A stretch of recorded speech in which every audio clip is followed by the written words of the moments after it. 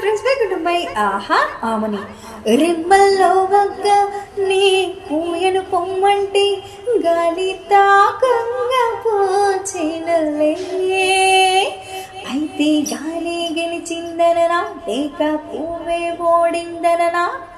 రాళ్ళల్లో శిల్పం లోపల దాగున్న ఊలి తాకంగా వెలిసినులే.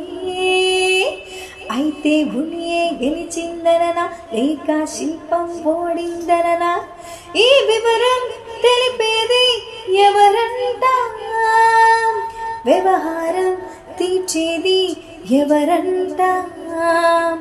కళ్ళల్లో కదిలేటి కలలంట, ఊహల్లో ఊగేటి ఊసంట. చలియా చలియా